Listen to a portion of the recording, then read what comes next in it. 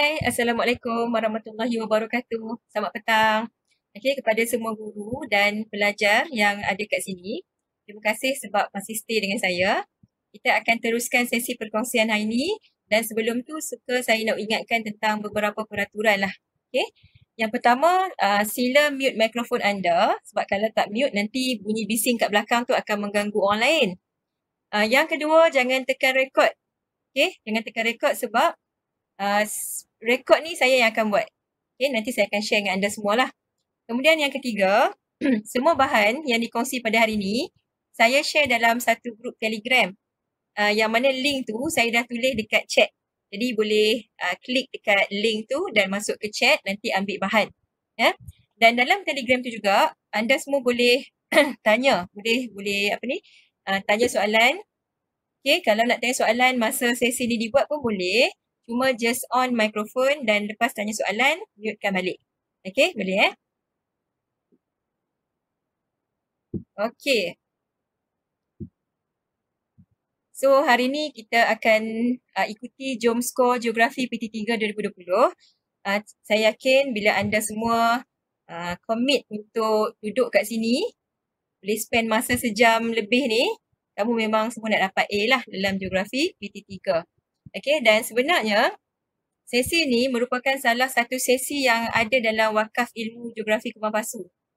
Sebenarnya ada banyak subjek dan banyak level yang terlibat. Ada UPSR, PT3 dan juga SPM. Kalau nak tengok yang lain, boleh ke FB page Majlis Guru Cemerlang Negeri Kedah dan kita ada share link YouTube dekat situ. Jadi boleh ajak kawan, okay, boleh share dengan adik-beradik yang akan ambil exam lah. Okay. Jadi perkenalkan diri sikit. Nama saya ialah Asmaniza binti Yop. Saya merupakan guru cemerlang geografi di SPP Integrasi Kupang Pasu, Bukit Kayu Hitam. Saya merupakan penulis manuskrip buku teks geografi KSSM tingkatan 1, 2 dan 3 dan juga saya merupakan penulis buku-buku kerja geografi untuk KSSM. Ya. Okey. Dan skop perkongsian pada hari ini ialah format PT3 geografi secara umum. Okay, saya akan sentuh sikitlah pasal KLG T3. KLG T3 ni ialah kajian lapangan geografi tingkatan 3. Okay, kemudian saya akan lebih banyak menyentuh kepada ujian bertulis geografi di samping memberikan teknik-teknik bagaimana nak menjawab soalan-soalan yang dikemukakan. Okay, KLG T3 ni share sikit saja. Ya. Okay, seterusnya kita tengok apa yang ada dalam exam PT3 geografi. Sebenarnya ya. Dalam geografi, dia terdiri daripada dua jenis pentaksiran lah ya. Yang pertama, kita ada KLG T3 yang saya sebut tadi, iaitu kajian lapangan geografi tingkatan 3. Yang ni markah dia 100% markah. Okey, dan satu lagi ialah ujian bertulis. Okey, ujian bertulis ni pun markah penuh dia 100%. Okey, nampak macam banyak kan? Tapi sebenarnya dia ada wajaran dia. Dia ada wajaran. Kalau KLG T3 ni, wajaran dia ialah 20%. Manakala ujian bertulis, wajaran dia ialah 80%. Jadi jumlah keseluruhan ialah 100%. Ya? Saya sebut 100% tadi untuk KLG T3 dan juga ujian bertulis sebab bila cikgu kamu marking nanti, markah penuh. Kalau dia write ikut rubrik tu, jadi bila dah tengok dah kumpul markah penuh, memang 100 dah. Bila kita key in, nanti sistem akan kirakan wajaran tu. Okay? Dia akan berlaku secara automatik. Tapi kamu sebagai pelajar yang memang ambil exam ni, kamu kena tahulah. Okay? Jadi total tadi yang saya cakap, markah dia ialah 100%.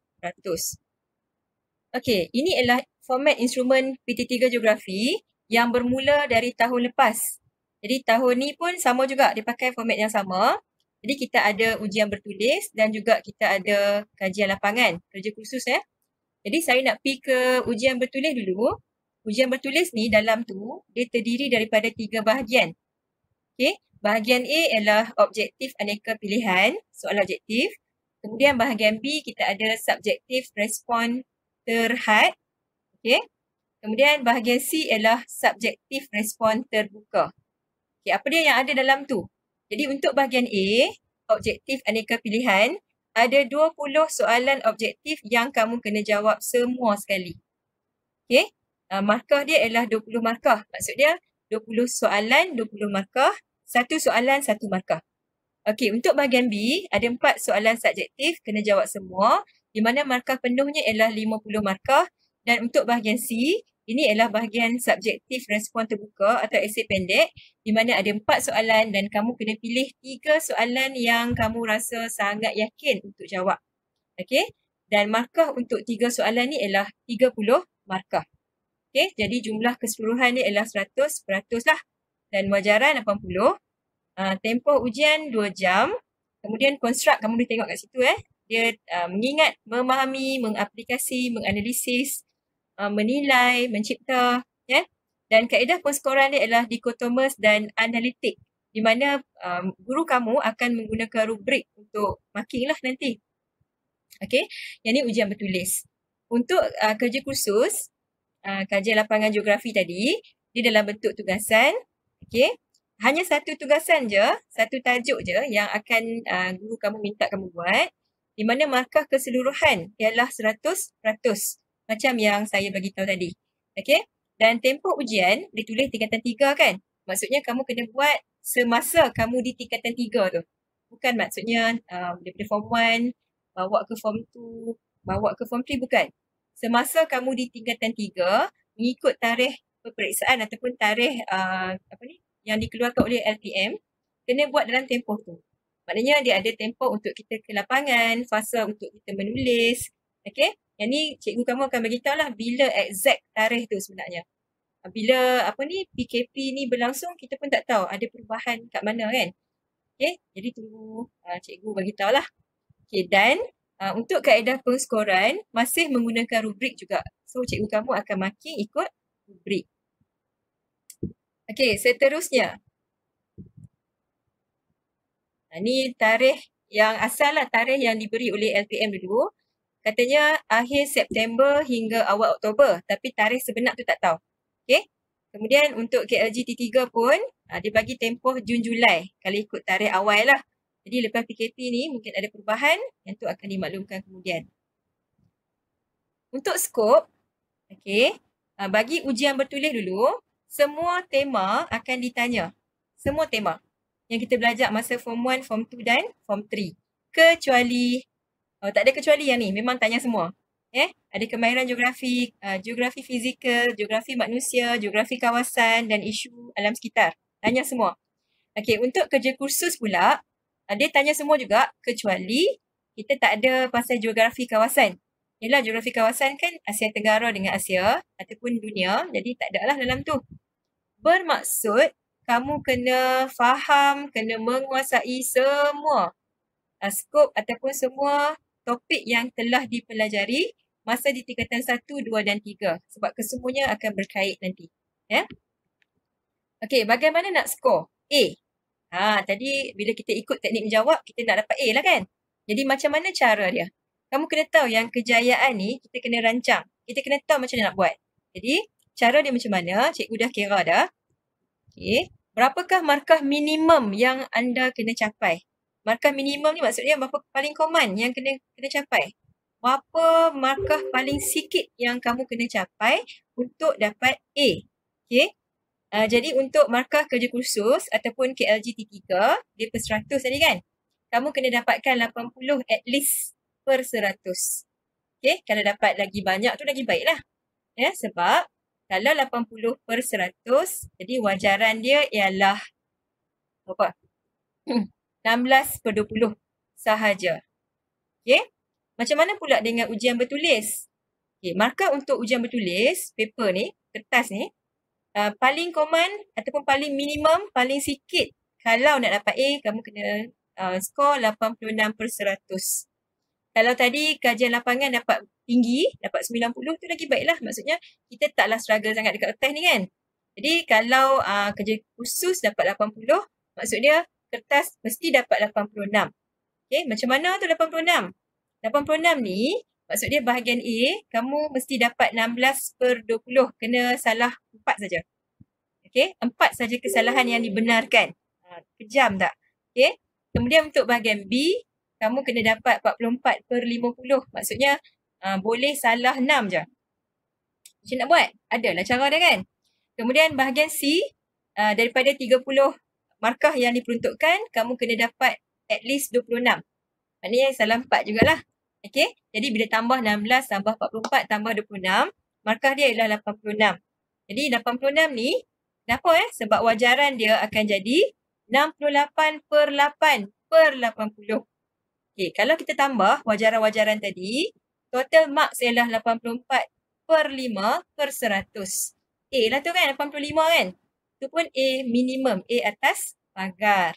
Jadi kamu kena rancang, kamu nak skor yang mana? Kalau kamu berpotensi nak skor dalam KLGT3, buat yang terbaik. Supaya tak teruk sangat di ujian bertulis nanti. Okey, seterusnya, ingat kerja khusus diambil kira untuk menentukan tahap pencapaian. Kalau zaman PMR dulu, kita buat juga kajian lapangan, kita buat juga ujian bertulis. Tapi kajian lapangan punya markah tak menyumbang kepada markah ujian bertulis. Dia akan bagilah dalam slip, dalam result exam tu, dia tulislah A ke B ke C untuk kajian lapangan. Tapi untuk PT3 format baru, kajian lapangan memberi markah kepada ujian bertulis. Okay? Jadi kamu kena take serius dan kena buat betul-betul. Ya? Okay, kita pergi ke teknik menjawab. Tapi sebelum tu, cikgu nak minta kamu tengok dulu tentang peruntukan masa. Okay, masa yang diberi untuk ujian bertulis ni 2 jam ataupun 120 minit. Okay, kita kena merancang kejayaan kan. Jadi masa pun kita kena rancang jugalah.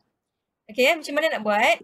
Untuk ujian bertulis bahagian A, objektif aneka pilihan ada 20 soalan.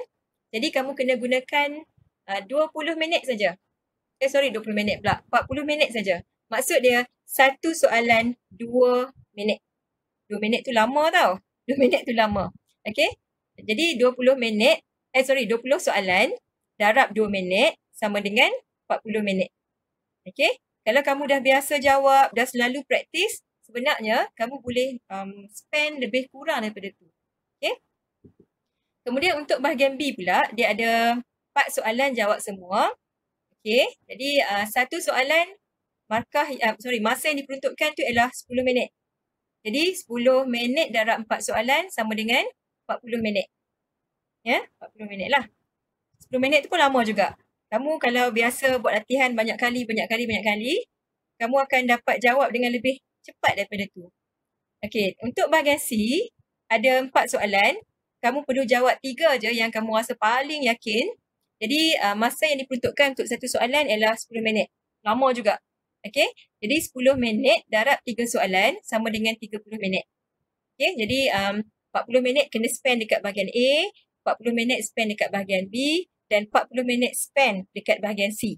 Jadi totalnya ialah 110 minit dan kamu ada masa 10 minit ekstra untuk buat semakkan. Okay. Untung kan? Tapi dengan syarat jangan tidur lah. Kalau tidur okeylah. Habislah peruntukan masa ni. Kalau kamu buat dengan cepat, jadi kamu ada banyak masa untuk check balik, semak balik yang mana yang kamu rasa, yang ni silap ni. Kamu boleh buat balik. Kira balik kan. Dan bagi jawapan yang tepat. Okay. Dan sebenarnya, masa ni ialah masa yang dirancang.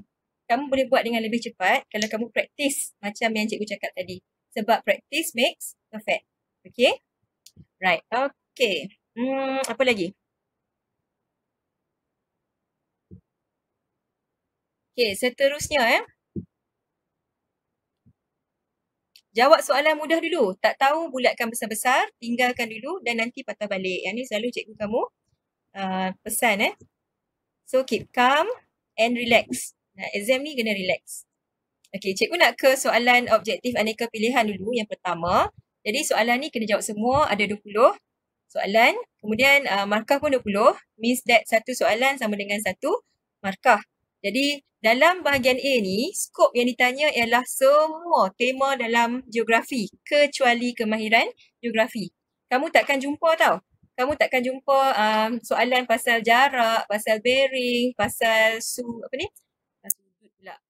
arah. Kamu takkan jumpa dalam tu. Okay? Sebab kemahiran geografi memang takkan ada dalam soalan bahagian A. Jadi macam mana teknik menjawab soalan objektif ni? Senang aja kan?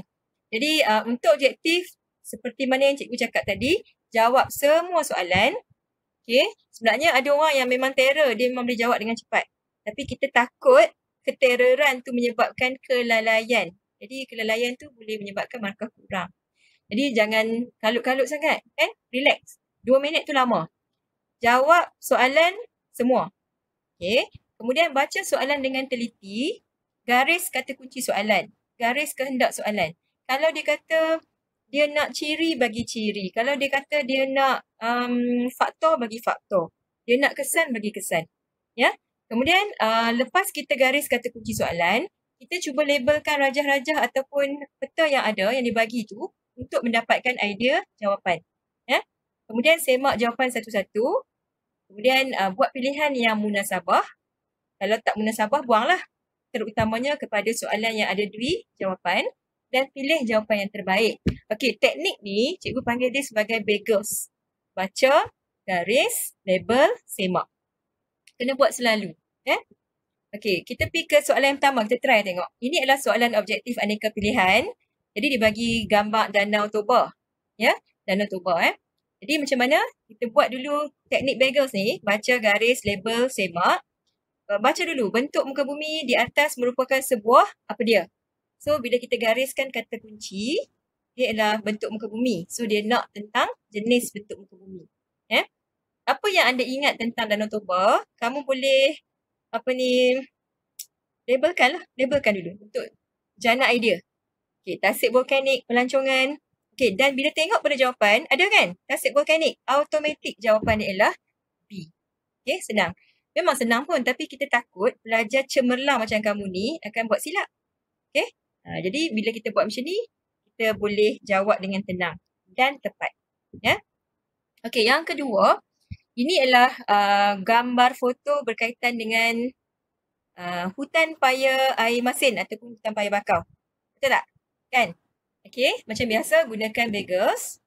Okay, baca dulu apakah faktor yang mempengaruhi pertumbuhan tumbuhan dalam foto. Ini adalah soalan PT3 2019.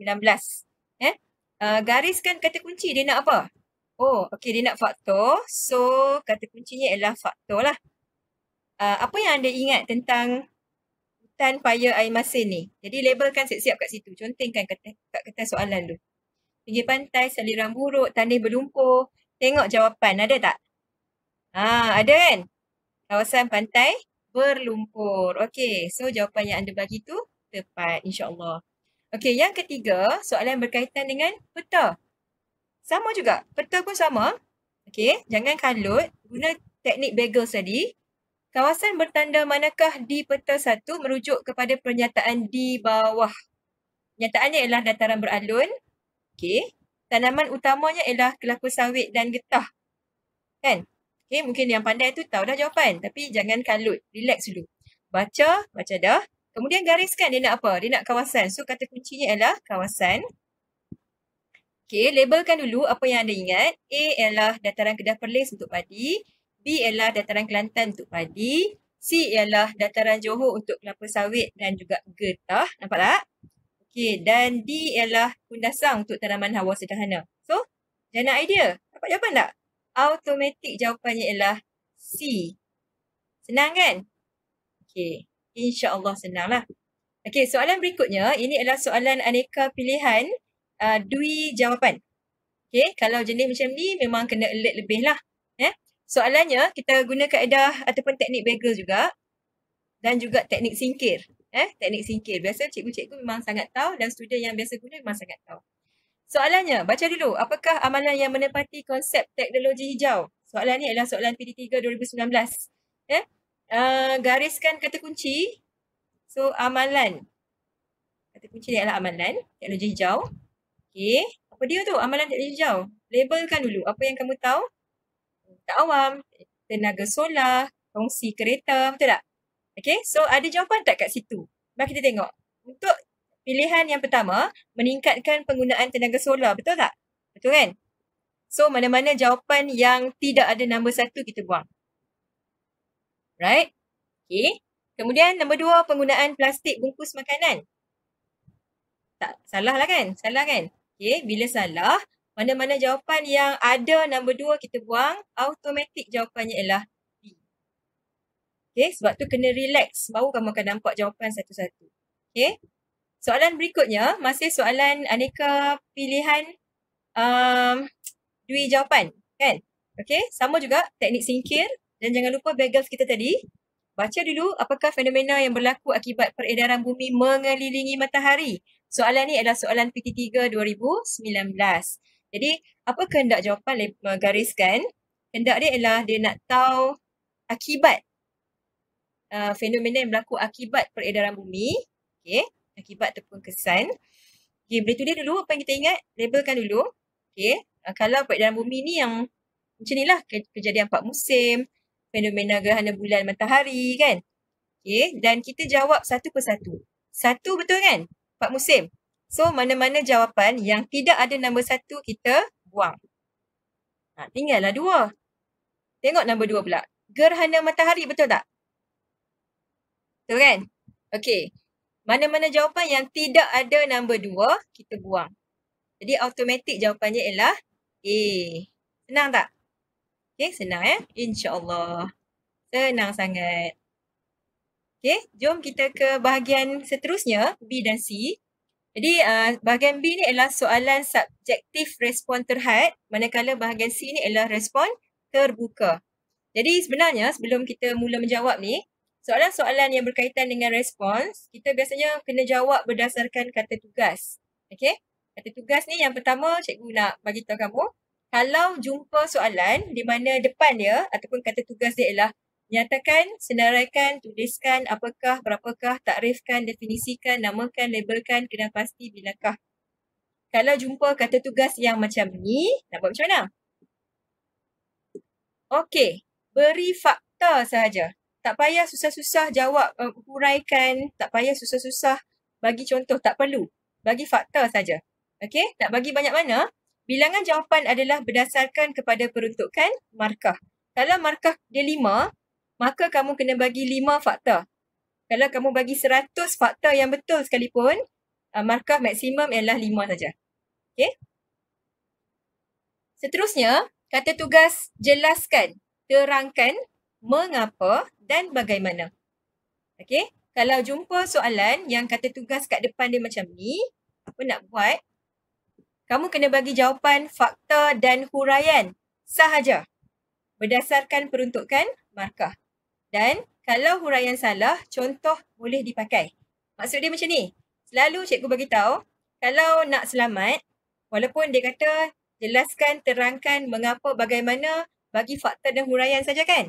Tapi kalau nak selamat, bagi contoh sekali. Fakta, huraian, contoh. Sebab kalau huraian kita salah, contoh boleh diambil kira. Dengan syarat dia tak duduk dalam satu perkataan lah. Okay? Betul ke cakap tadi? Kalau maksudnya macam ni. Kalau kita bagi contoh, katalah kita jawab fakta, huraian, contoh ayat kita tu kan. Untuk soalan yang macam ni. Jadi, huraian kita salah. Okay, huraian kita salah. Jadi, contoh boleh diguna pakai untuk menggantikan huraian tadi. So, markah dikira lah. Okay? Tapi kalau kita bagi macam ni. Fakta, huraian, contoh. Kan? Fakta betul, huraian betul, contoh pun betul juga. Yang ni. Dalam bila ayat yang sama, contoh tu tak dipakai. Dia akan ambil huraian sebab huraian dah betul. Okay? Jadi cikgu ulang balik. Kalau soalan yang kata tugas macam ni, jelaskan, terangkan, mengapa, bagaimana, bagi fakta dan huraian sahaja. Nak selamat, fakta, huraian dan contoh. Okay? Jelas tak? Jelas kan? Okay, seterusnya, untuk kata tugas huraikan. Okay, huraikan. Nak buat macam mana? Okay, bila huraikan, yang ni yang kena bagi fakta, huraian dan contoh. Yang ni memang wajib bagi contoh lah. Okay, sebab ketiga-tiganya diambil kira dalam markah. Ya? Dan fakta, huraian, contoh ni akan kamu bagi berdasarkan peruntukan markah. Nanti cikgu terangkan macam mana. Okay, 3 benda ni faham Tiga kata tugas, 3 jenis kata tugas ni kamu faham Okay, kalau tak faham boleh tanya, onkan mikrofon ataupun kamu just tulis nanti di Telegram di grup kita nanti. Okay, seterusnya, macam mana nak bagi markah ni? Okay, kita ke kata tugas, jelaskan, terangkan, mengapa, bagaimana dulu. Jadi cikgu bagi tahu dah tadi, jenis kata tugas yang macam ni, kita kena bagi tahu fakta dan huraian.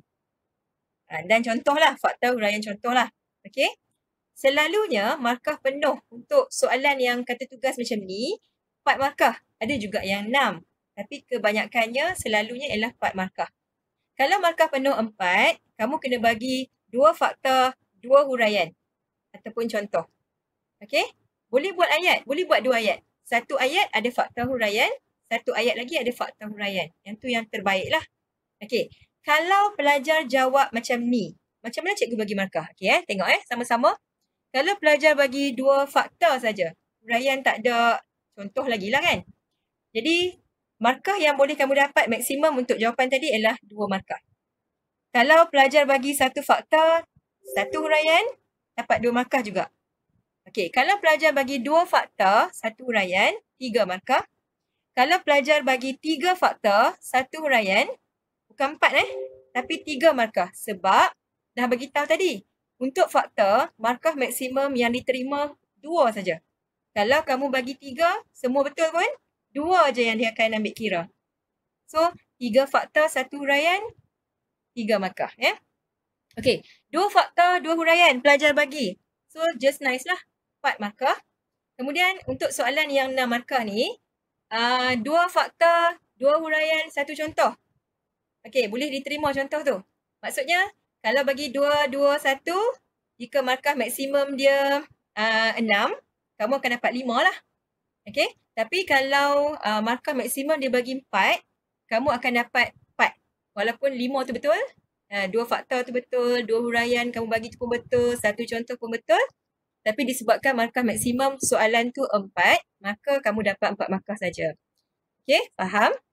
Right, kita ke maklumat seterusnya. Okey, untuk kata tugas huraikan. Huraikan tadi cikgu dah beritahu, kamu kena ada fakta, huraian dan contoh. Fakta, huraian, contoh ni memang wajib. Okey, markah yang biasanya diperuntukkan untuk soalan macam ni biasanya 6 lah. Kadang-kadang ada juga 3. Tengok markah tu, kamu boleh rancang. Okey, kalau 6 markah penuh dia 6. So, kena ada 2 fakta, 2 huraian, 2 contoh. Okey, yang tu memang yang perfect lah. Okey, kalau pelajar jawab macam ni, macam mana? Okey, 2 fakta, dia bagi fakta je. So, tak ada huraian, tak ada contoh, 2 markah. Okey, kalau dia bagi 1 fakta, 1 huraian, 2 markah juga. Kalau dia bagi 2 fakta, 2 huraian, 4 markah. Okey, kalau dia bagi 3 fakta, 3 huraian, bukan 6. Sebab tadi markah maksimum untuk fakta 2 je kan? Untuk huraian 2 juga kan? Jadi 2 tambah 2, 4. Maksimum 4 markah. Walaupun dia skor 6, tapi sebab markah maksimum tu 4 je, dapat 4 je lah. Okey, kemudian kalau dia bagi 1 fakta, 1 huraian, 1 contoh, 3 markah. Dan kalau dia bagi 2 fakta, 2 huraian, 2 contoh, dalam jawapan tu, bila right ada 2 fakta, 2 huraian, 2 contoh, just nice, dia akan dapat 6 markah. Okey, nampak macam mana cara nak menjawab dan cara nak dapat markah lah. Okey, jom kita pergi ke contoh-contoh soalan untuk bahagian B, iaitu respon terhad. Okey, ini dia soalan dia. Bukan, ni format dulu. Format dulu. Okey, bahagian B ni ada 4 soalan. 4 soalan jawab semua. Okey, untuk soalan yang pertama, soalan dia ada pecahan, 5 pecahan. So, soalan yang pertama tu ada A, soalan ada B, ada C, ada D, ada E. 1 A, 1 B, 1 C, 1 D, 1 E.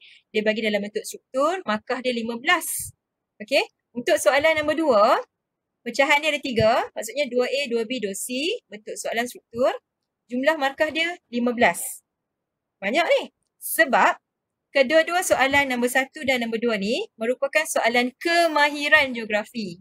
Kemahiran tadi tak ada kat objektif, so ada dekat sini. Okey, untuk soalan 1, dia tanya apa tau? Dia akan tanya tentang peta topografi. Peta topografi yang color tu, bukan peta lakar. Okey, kemudian untuk soalan nombor 2, kemahiran geografi juga, dia akan tanya sama ada graf ataupun carta pie. Tapi majoriti soalan yang cikgu duk jumpa ni banyak graf lah, carta pie mungkin ada, kita tak tahu. Okey, kamu kena bersedia. Kemudian soalan yang ketiga ni ialah soalan struktur juga di mana pecahan dia 3 atau 4. Maksudnya ada 3A, 3B, 3C, 3D ataupun 3A, B, C je. Markah dia 10 je. Dan soalan ini adalah soalan yang berkaitan dengan peta. Peta ni maksudnya bukan peta topografi tapi peta Malaysia ke, peta Asia Tenggara ke yang dia lorekkan kawasan. Dia tanya kawasan tu. Okay. Kemudian soalan nombor 4. Pun struktur juga. Soalan ni ada 3 hingga 4 pecahan. Part A, Part B, Part C, Part D ataupun Part A, B, C. Markah dia adalah 10 markah. Dan skop soalan ni, dia akan bertanya tentang geografi kawasan atau fizikal yang berkaitan dengan foto. Nanti kita tengok contoh dia macam mana. Okey, apa yang ditanya? Ni penting kena tahu ni. Soalan 1 tu, kemahiran kan? Dia berkaitan dengan peta. Jadi kamu make sure kamu sangat faham dan kalau tak faham, ada masa nak belajar lagi. Kamu kena faham macam mana nak selesaikan soalan berkaitan dengan RG, rujukan grid. 4 angka, 6 angka. Okey. Kemudian kamu pandai ukur jarak, kamu pandai ukur bearing sudutan lah. Okey. Kamu pandai tentukan pandang darat fizikal, pandang darat budaya dan kamu pandai buat pentafsiran peta. Okey. Untuk soalan kedua yang 15 markah kemahiran geografi ni, berkaitan dengan graf dengan catepai, kamu kena pandai lukis graf dengan catepai tu. Kamu kena pandai daripada mula, step by step. Sebab setiap step tu ada markah. Dan kemudian diikuti dengan soalan-soalan berkaitan dengan topik yang diajukan tu lah. Sama ada topik di graf ataupun catepai. Contoh kalau dia bagi soalan tentang hujan dan juga suhu, nanti soalan seterusnya tu, dia akan tanyalah macam apa kaitan dengan suhu, bagaimana dengan hujan, dia akan tanya. Jadi soalan ini dia ada saling kaitan dengan bab-bab lain yang kamu telah belajar. Okey? Contohnya kalau bab hujan dengan suhu tadi kan tingkatan 2 belajar kan? Maknanya kamu kena ada pengetahuan bila nak jawab soalan ni. Okey? Untuk soalan yang ketiga dan keempat, soalan tu boleh tanya macam-macam dan juga ada soalan kebat. Jadi peruntukan markah untuk soalan 3 adalah 10 markah. Soalan 4 pun 10 markah juga. Okey. Soalan ni dia terbuka dari mana-mana topik. Okey, ada unsur kebat lah. Nak jawab macam mana? Sama juga macam tadi. Jawab semua soalan. Jangan tinggal. Okey, jawab juga semua soalan. Baca soalan, garis kata kunci, lihat kata tugas. Right? Labelkan untuk dapatkan idea jawapan, rangkakan jawapan dan bagi jawapan yang terbaik. Lepas tu semak. Ini pun guna Bagel juga. Okay, Bagels ni actually dia nak hadkan kamu jangan laju sangat, relax. Keep calm and relax. Okay. Dan yang ni memang kena habaq siap-siap. Kalau kamu tak ingat dekat exam nanti boleh buka balik video cikgu ni. Okay.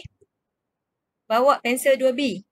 Bawa Jangan color ataupun jangan hitamkan kertas objektif kamu dengan pen. Walaupun semua jawapan kamu betul, tapi nanti bila masuk mesin ke, habis. Semua salah. Okay, tak dapat nak detect. 2B, pensel dia. Jangan HB. Dia tak terang. Yang kedua, bawa pemadam. Biasalah kan? Kalau salah, padamlah. Okay. Yang ketiga, bawa pembaris. Okay. Jangka sudut. Bawa benang. Dan juga kalkulator. Tolong bawa. Okay. Kalau mak cikgu banyak ni takut hilang kan? Takut hilang ke takut lupa ke. Tak apa. Ni kan ada pembaris multijio. Okay. Tak apa. Bawa. Kalau tak ada pembaris ni tak apa. Bawa je yang asas tu. Kalau kamu pandai menjawab sekalipun, tapi tak ada alat-alat ini, dia boleh mengganggu kamu menjawab. Mana boleh pinjam masa exam, betul tak? Okay.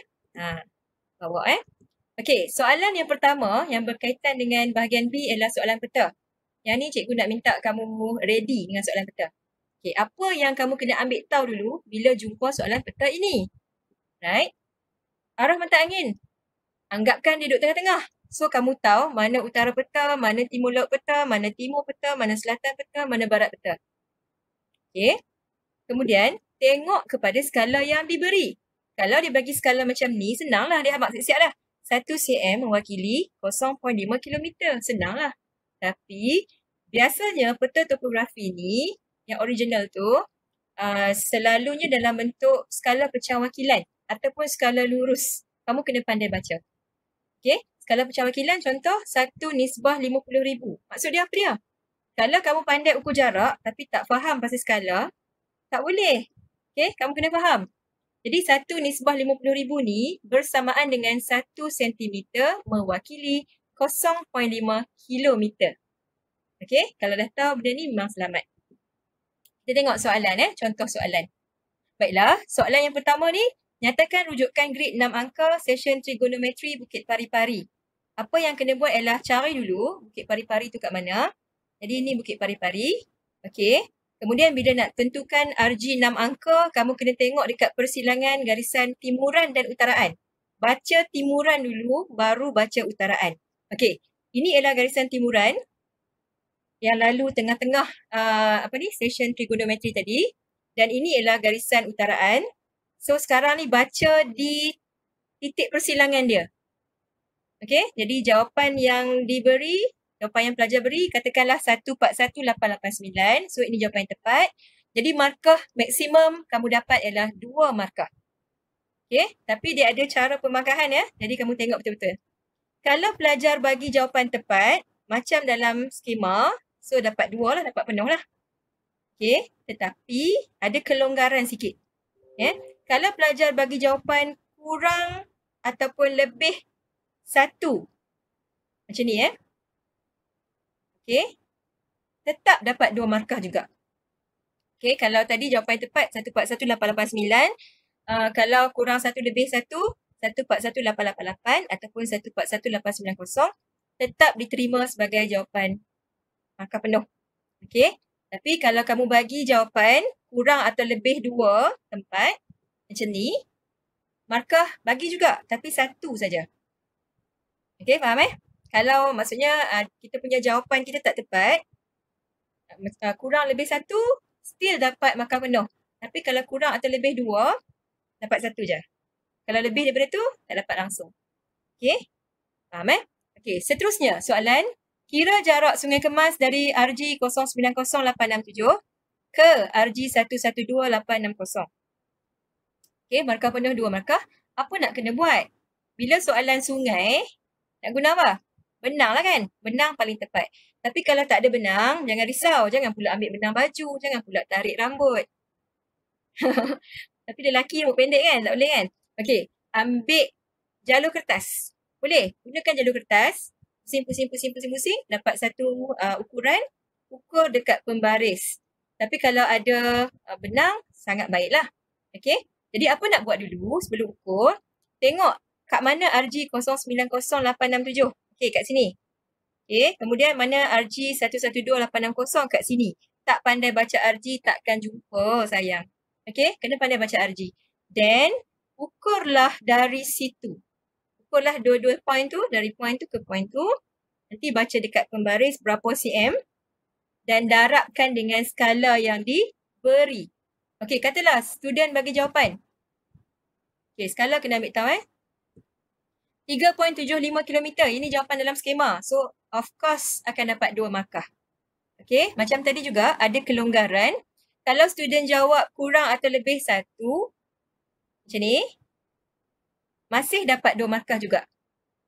Okey, sebab kita tak tahu kadang-kadang kertas yang di-print di sekolah ni dengan di-print di sekolah ni lari kan? Kita tak tahu kan? Jadi dia ada kelonggaran. Kemudian kalau pelajar jawab kurang atau lebih 2 macam ni, masih diterima tapi markah yang kamu dapat ialah 1 saja. Okey, faham? Okey, cikgu nak ingatkan ataupun nak inform kamulah. Kalau pelajar tak letak unit, lupa kan? Selalu kan pelajar lupa, tak ambil berat kan? Okey, boleh diterima. Boleh. Tak ada unit, okey.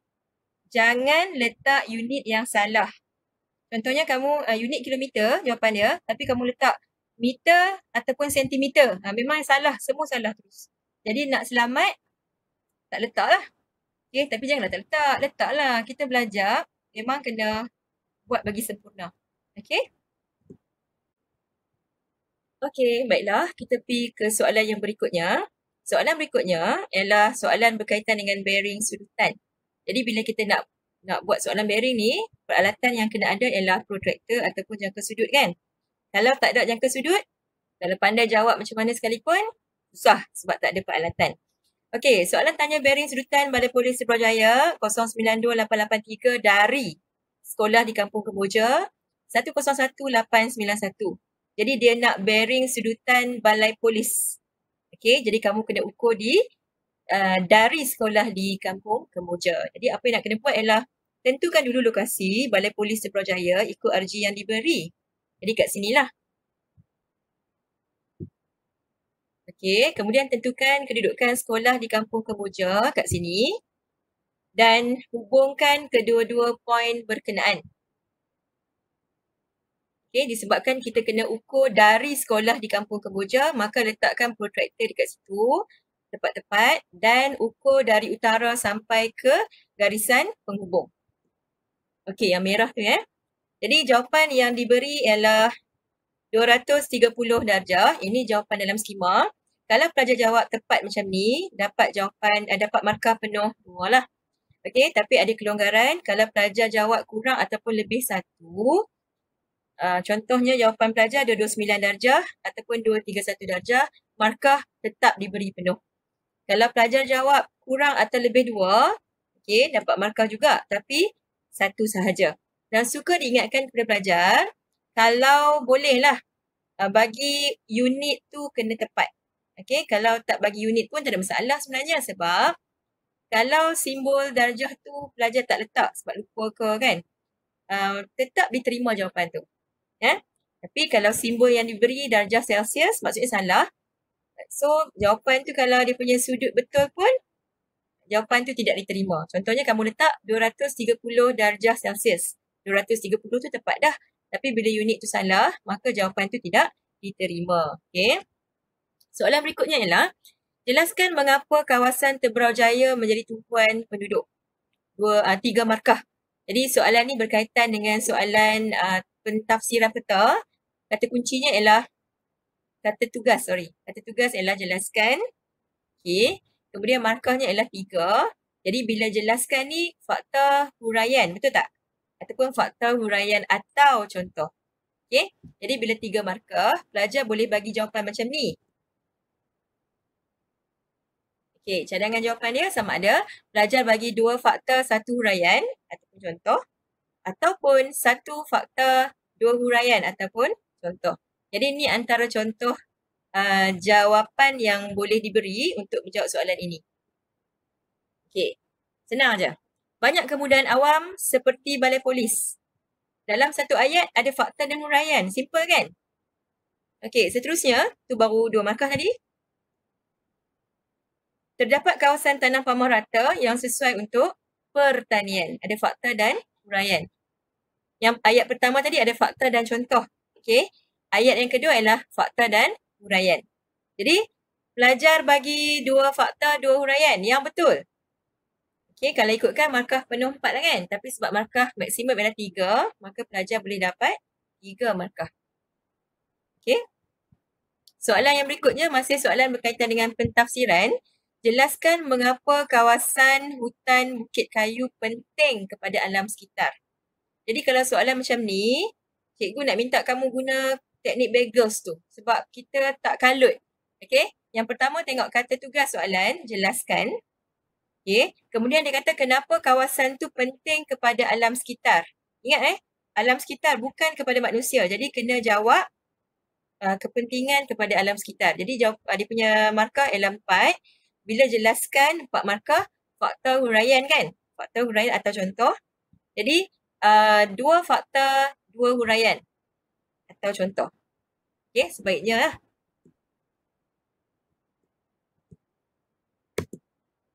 Okey, dan ini adalah cadangan jawapan yang pelajar boleh bagi kalau nak skor markah penuh.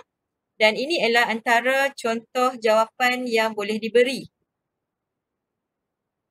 Okey, hutan rizab berkenaan dia adalah habitat kepada flora ataupun fauna. Ada dalam satu ayat tu dah ada 1 fakta, 1 huraian. Okey. Ayat yang kedua.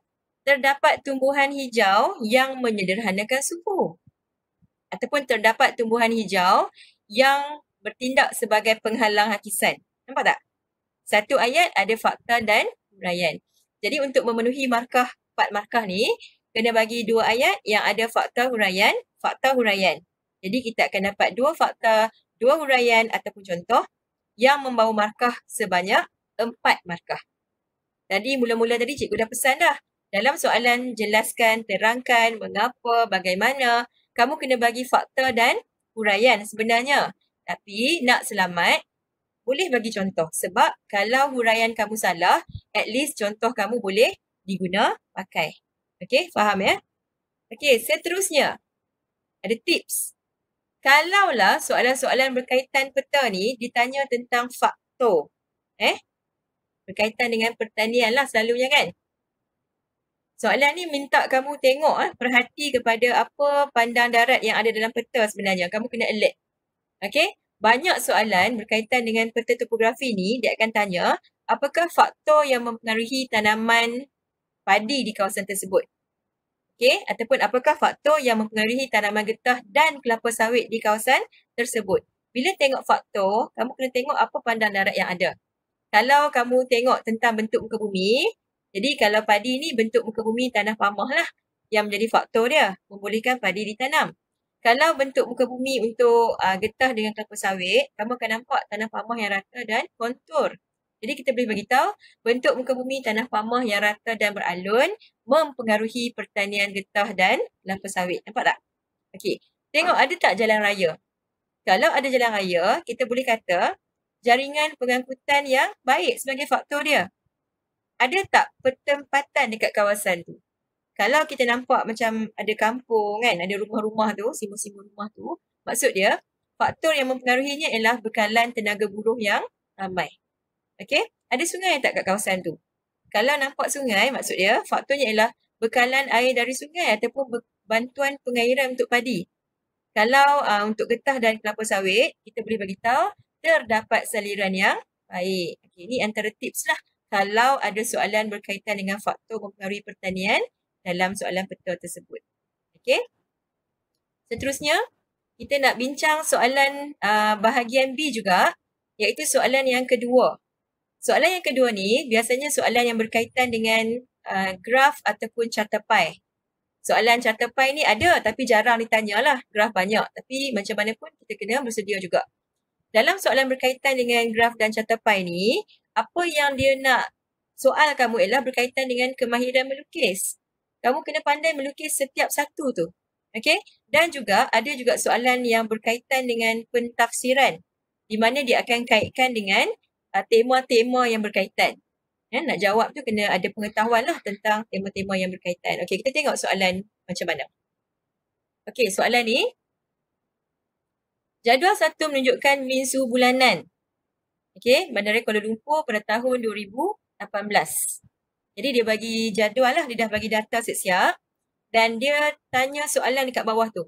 Dengan menggunakan skala 1 cm sama dengan 2 darjah Celsius, lukiskan graf garisan yang menunjukkan min suhu bulanan Kuala Lumpur pada tahun 2018.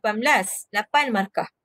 Okey, jadi cikgu nak terangkan bagaimana caranya kamu nak menyantuni soalan ni. Okey, jadi yang pertama, bagels pelan-pelan.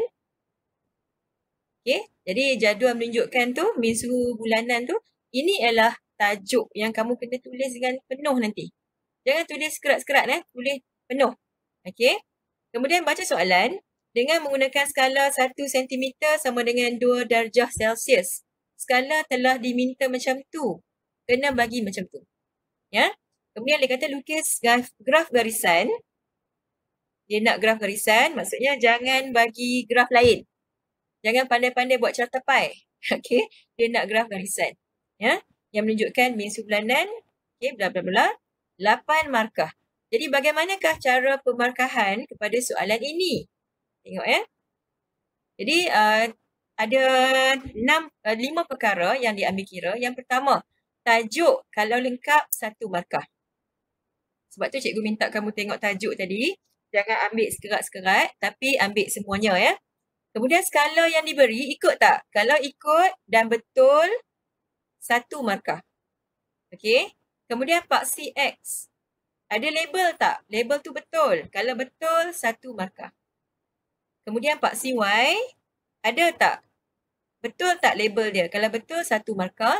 Kemudian bila kita plot tu, setiap pemplotan yang betul, membawa markah 1. Maknanya pemeriksa akan cek satu dan bagi markah kepada setiap satu. Disebabkan soalan ini suhu pada bulan Januari hingga Disember 12 bulan, maka ada 12 pemplotan, jadi 12 markah dekat sini. Bila kita tambah, kalau kita buat betul semua, tambah semuanya 16 markah. Tapi disebabkan markah yang diperuntukkan maksimum 8 saja, maka kamu tetap akan dapat markah maksimum tersebut. Okey? Janji bila jawab soalan yang macam ni, jangan apa?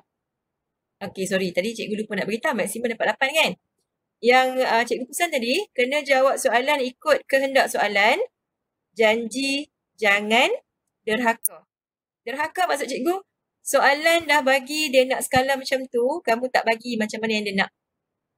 Okey? Soalan kata dia nak graf garisan. Kamu bagi graf lain. Yang tu derhaka. Bila derhaka ni, dia punya impact sangat besar lah. Banyak markah akan dipotong. Okay, kita tengok salah satu contoh lah. Ini satu contoh jawapan yang diberikan oleh pelajar. Okay, kamu boleh tengok ada tak? Kamu rasa boleh dapat markah penuh tak kalau macam ni? Mari kita check sama-sama. Okay, tajuk. Ada tajuk tak? Tajuk yang lengkap. Ada kan? Okay, tengok skala pula. Skala dia ikut tak apa yang soalan nak? 1 cm sama dengan 2 darjah Celsius. Betul kan? Okay. Paksi X betul tak? Betul kan? Okay, satu markah lagi. Paksi Y betul tak? Betul kan? Okay, satu markah lagi. Dan bila kita check point garisan tu, setiap satu pemplotan tu, kalau betul, cikgu akan rate satu-satu lah Dan jumlah markah yang terkumpul untuk pemplotan ialah 12 markah. Menyebabkan jumlah keseluruhan untuk jawapan soalan ni, pelajar ni dapat 16 markah. Tapi disebabkan markah maksimum yang ditawarkan ialah 8, maka pelajar akan dapat 8 markah. Tak rugi pun kalau buat betul-betul, memang akan dapat 8 markah. Okay? Jadi kita tengok pula contoh jawapan yang kedua yang diberikan oleh pelajar. Okay, pelajar yang kedua ni dia bagi macam ni. Ini jawapan dia. Rasanya boleh dapat markah penuh tak? Okay, tengok Jom kita rate sama-sama. Tajuk ada. Ada. Okay, skala betul tak? Okay, pelajar ni derhaka tau. Dia tak ikut skala yang diminta. Jadi bila skala salah, maka kosonglah untuk skala. Paksi X betul tak? Bulan, betul kan? Okay, satu markah untuk paksi X. Paksi Y dia pun betul. Satu markah untuk paksi Y. Dan untuk pemplotan, poin-poin garisan tu, walaupun pelajar ini dia plotkan tepat. Kalau kita tengok satu-satu tu memang tepat sebenarnya. Tapi disebabkan skala yang dibuat tadi salah, maka semua pemplotan tidak diterima. So, rugilah. Jadi, pelajar ni hanya boleh dapat markah 3 sahaja. 3/8. Sayang kan? Sebab tu kena faham, jangan derhaka cikgu sebut tadi. Okay? Okey, soalan berikutnya ialah jelaskan 2 langkah untuk mengurangkan peningkatan suhu di Kuala Lumpur. Jadi soalan ni ialah soalan pentafsiran graf. Okey, dan dia kaitkan juga dengan konsep fenomena peningkatan suhu yang pernah kita belajar lah masa di tingkatan 2. Okey Jadi soalan ni kata tugasnya ialah jelaskan, markah dia ialah 4. Jadi dia dah bagi tahu dah 2 kan, 2 langkah. Jadi apa yang kita kena buat ialah baca dulu soalan. Bengkel tadi kan. Okey. Kemudian 4 markah. Jadi bila jelaskan ni fakta huraian. Dan untuk memenuhi 4 markah ni ialah fakta 2, huraian kena 2. Jadi apa yang boleh kita jawab? Banyak jawapan kita kan? Kamu boleh jawab. Antaranya ialah menanam pokok untuk meningkatkan oksigen. Jadi nampak tak? Simple je. Ayat dia satu je. Ayat dia pendek je. Satu ayat tanam pokok dah fakta untuk meningkatkan oksigen. Kadar oksigen. Kadar oksigen tu dah huraian. Jadi satu ayat dapat 2 markah dah. Jadi tambah satu ayat lagi. Okey, langkah untuk mengurangkan peningkatan suhu di Kuala Lumpur ialah berkongsi kereta. Contoh dia. untuk mengurangkan pelepasan asap. Nampak tak? Jadi, kongsi kereta fakta juga mengurangkan pelepasan asap huraian. Jadi kita dah bagi dua jawapan, dua ayat, di mana ayat yang pertama ada fakta huraian, ayat yang kedua ada fakta huraian juga. Cukuplah 4, dua fakta, dua huraian, senang kan? Banyak lagi jawapan dia yang kamu boleh bagi, dan ini adalah antara jawapan yang ada dalam skema pemakahan. Guru-guru ni tak zalim tau, pemeriksa tak zalim, jangan risau. Ada banyak tawaran jawapan untuk soalan ni. Jadi pelajar ada banyak peluang untuk memberi jawapan yang betul. Okey, ada lagi tak jawapan? Banyak lagi. Pelajar boleh kata, kita boleh menggunakan petrol tanpa plumbum untuk meminimumkan pembebasan logam berbahaya. Okey, jadi guna petrol tanpa plumbum ialah fakta. Untuk meminimumkan pembebasan logam berbahaya itu ialah huraian. Jadi satu ayat ada dua markah dah. Satu fakta, satu huraian. Kamu boleh juga kata, kita boleh menggunakan NGV. Kan? NGV ni ialah gas yang dalam kereta tu kan? Untuk mengurangkan pencemaran udara. Jadi satu ayat dah ada dua markah. Di mana ada fakta, NGV tu fakta. Mengurangkan pencemaran udara tu ialah huraian. Jadi kamu dah bagi dua fakta, dua huraian. 4 markah. Senang kan? Okey. Kita tengok apa lagi soalan yang berkaitan. Oh no, bukan soalan. Ini pun jawapan lagi kepada soalan tadi. Banyak jawapan dia. Okey, kamu boleh pilih mana-mana jawapan daripada sini. Tak semestinya tersusun. Janji ada dua fakta dan dua huraian. Cuma cikgu nak ingatkan satulah ya. Kalau kita memberi jawapan, jangan ulang ayat yang kita bagi tadi. Okey, sebab award ni hanya diberi sekali saja dalam huraian yang sama. Sebagai contoh. Okey, contoh tadi kamu bagi jawapan, kita boleh berkongsi kereta untuk mengurangkan pelepasan asap. Jadi dalam ayat ni, satu ayat ni, dia dah ada dua markah tau. Ada fakta untuk kongsi kereta, mengurangkan pelepasan asap ialah huraian. Okey, dapat dua markah. Settle dah. Tapi ayat yang kedua kamu bagi, kita boleh menggunakan kereta api elektrik untuk mengurangkan pelepasan asap. Betul juga. Guna kereta api elektrik ialah fakta. Okey, kurangkan pelepasan asap ialah huraian.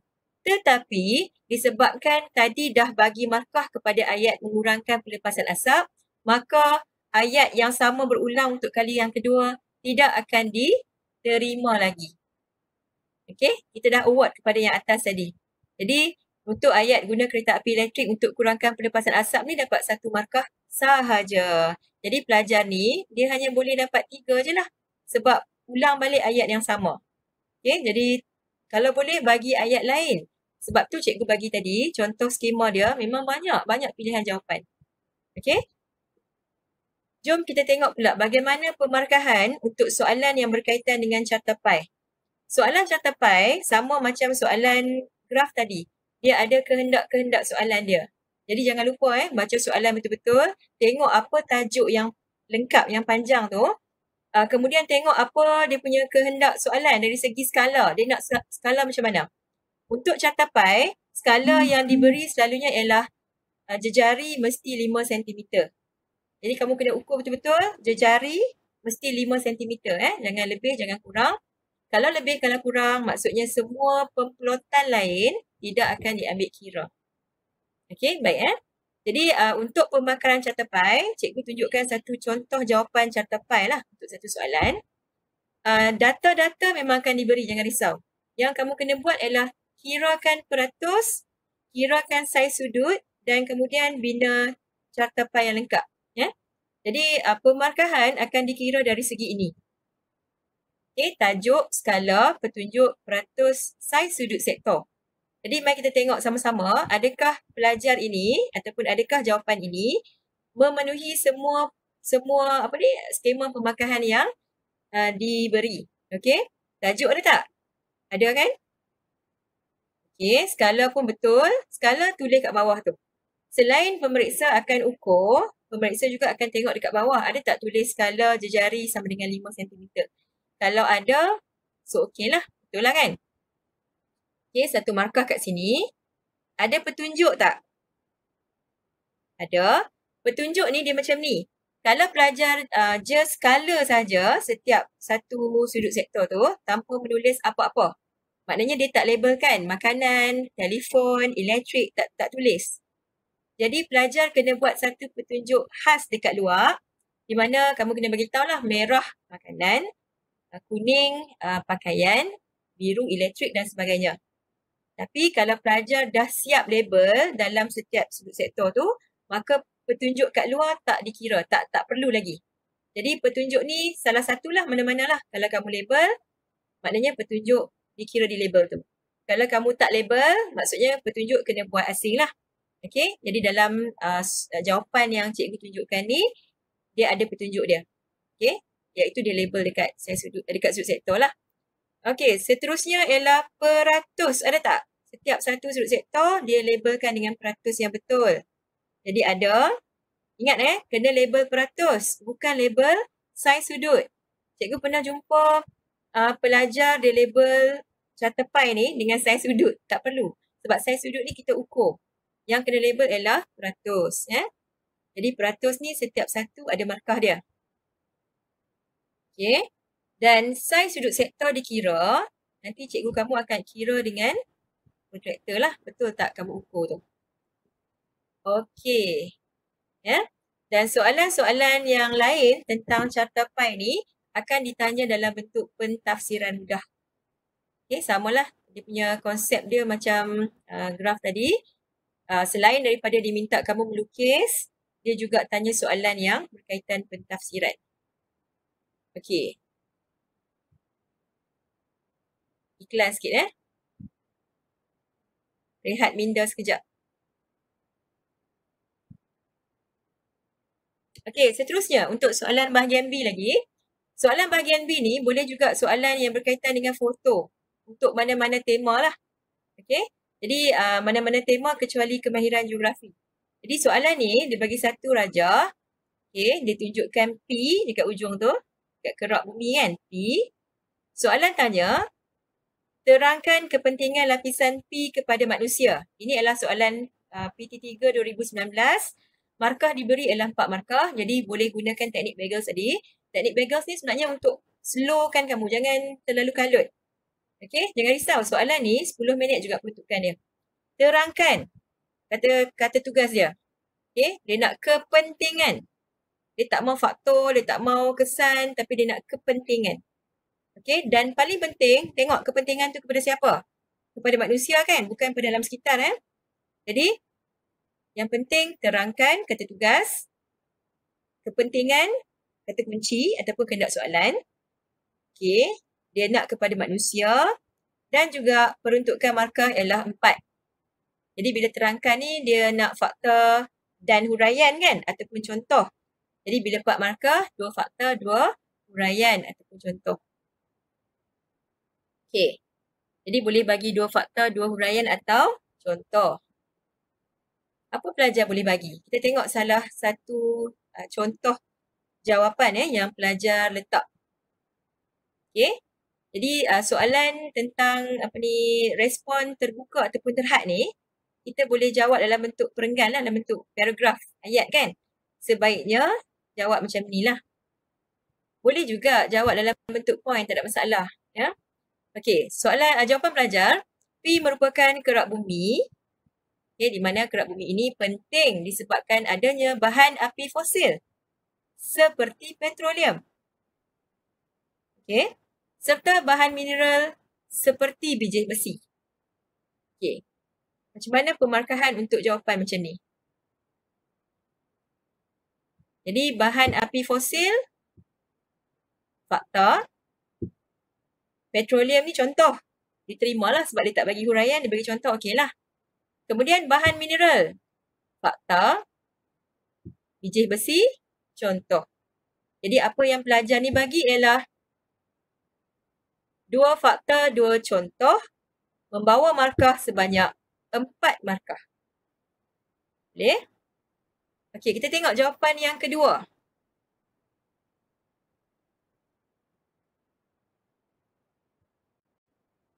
Okey, ini ialah contoh jawapan lain berkaitan dengan soalan kerak bumi tadi. Ini antara jawapan yang boleh diberilah, jawapan yang lain. bahan mentah untuk pembinaan seperti granit. Okey, ada 2 markah kat ayat tu. Contoh yang lain. Tanah yang subur untuk pertanian seperti laterit. Nampak tak? Ayat dia pendek je tapi ayat tu padat dengan fakta dan huraian ataupun contoh. Okey, ada 2 markah dekat situ. Kerak bumi juga merupakan kawasan pertempatan. Okey, di mana rumah didirikan. Nampak tak? Dalam ayat yang pendek, ada 2 markah dekat situ. Ada fakta, ada huraian ataupun contoh. Jadi senang je. Soalan macam ni, kamu kena pastikan jawab mengikut kehendak soalan. Okey, jawab mengikut kata tugas dan juga jawab mengikut peruntukan markah. Okey. Jom tengok soalan yang berikutnya. Soalan ni adalah soalan dalam bahagian B juga. Boleh jadi nombor 3 soalan ni sebab soalan peta. Dia bagi peta Semenanjung Malaysia di mana dia lorekkan P, Q dan R. Apa yang pelajar boleh buat ialah bagels. Okey? Kita baca dulu soalan dia. Okay, bacakan soalan ni dulu. Dia nak faktor yang mempengaruhi taburan penduduk kawasan tersebut. 4 markah. Okey? Jadi apa yang kita boleh buat ialah tengok kepada kata tugas. Okey? Kemudian apa kata, gariskan dia punya kata kunci ataupun kehendak soalan, faktor. Okey? Dan markah yang diperuntukkan ialah 4. Ya? Jadi untuk kata tugas yang macam ni dan markah pula 4, kita boleh bagi fakta, kita boleh bagi huraian atau contoh. Di mana kita bagi 2 huraian, 2 fakta, 2 huraian atau contoh. Okey, faham Kena ada perancangan nak jawab soalan. Dan untuk teknik bagels, kita boleh labelkan apa yang kita ingat. Jadi P tu ialah seberang perai kan? Dia bandar besar, tanah aluvium, perindustrian, dia padat. Q apa dia? KL kan?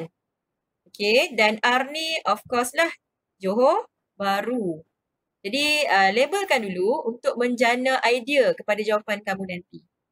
Okey, jom tengok bagaimana jawapan yang pelajar bagi. Okey. Jadi pelajar ni dia tulis faktor-faktor yang mempengaruhi taburan penduduk kawasan berkenaan ialah kawasan-kawasan ini merupakan bandar besar, bertanah aluvium dan mempunyai banyak peluang kerja seperti di kilang. Okey, mari tengok ada boleh dapat 4 markah tak untuk jawapan yang macam ni? Okey, kita write sama-sama Okey, bandar besar fakta. Bertanah aluvium ni pun fakta juga.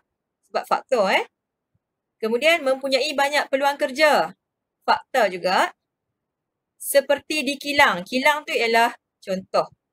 Jadi pelajar ni, dia telah bagi 3 fakta, 1 contoh. Berapa markah dia agak-agak? Adakah 4 markah?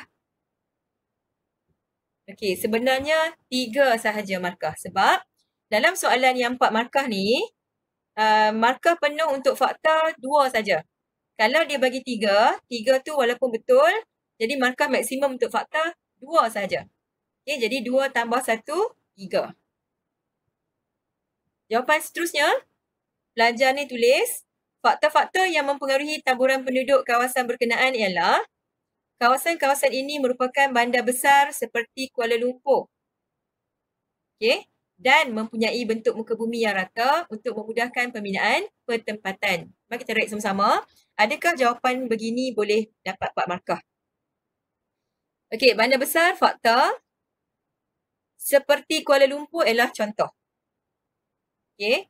Mempunyai bentuk muka bumi yang rata ialah fakta. Memudahkan pembinaan pertempatan ialah huraian. Kamu boleh beza tak huraian dengan contoh? Contoh ni dia bagi spesifik. KL, okey. Kilang getah kan? Sawah padi, yang tu ialah contoh. Kalau huraian ialah satu ayat yang mengukuhkan fakta tadi. Kamu kena faham Jadi pelajar ni, dia bagi 2 fakta, 1 huraian, 1 contoh. Agak-agaknya berapa markah dia? Okey, betul. Pelajar dapat 4 markah. Janji huraian dengan contoh tidak berada dalam satu statement yang sama. Kalau dalam satu statement yang sama, maknanya dalam satu pernyataan yang berkaitan yang sama, maka tak boleh terima lah. Tapi pelajar ni walaupun ayat dia panjang, tapi dia ada dua statement kat sini. Maksud cikgu, bandar besar seperti Kuala Lumpur, statement lain. Bentuk muka bumi yang rata memudahkan pembinaan pertempatan, statement yang lain. Jadi, untuk tu, dua fakta, dua huraian dan satu contoh yang diberi diterima. Jadi, markah penuh ialah 4. Okey, boleh Ini antara jawapan dalam skema yang diberi untuk memudahkan pemakahan lah. Untuk bagi peluang pelajar boleh menjawab. Kamu jangan takut sebenarnya skema yang diberi tu banyak. Dia bagi peluang kamu untuk dapat markah. Jadi yang penting kamu kena usaha untuk jawab dan usaha untuk mengikut apa kehendak soalan dan markah tadi. Jadi antara jawapan lain untuk menjawab soalan tadi yang boleh kita jawab. Senang je, 4 markah Ayat yang pertama, terdapat migrasi masuk ke kawasan tersebut untuk mendapatkan peluang pekerjaan. Jadi satu ayat ada fakta, ada huraian. Ataupun terdapat ataupun berlakunya migrasi masuk ke kawasan tersebut oleh pekerja-pekerja dari Indonesia. Jadi ada fakta, ada contoh. Contoh tu ialah Indonesia dan Indonesia je lah.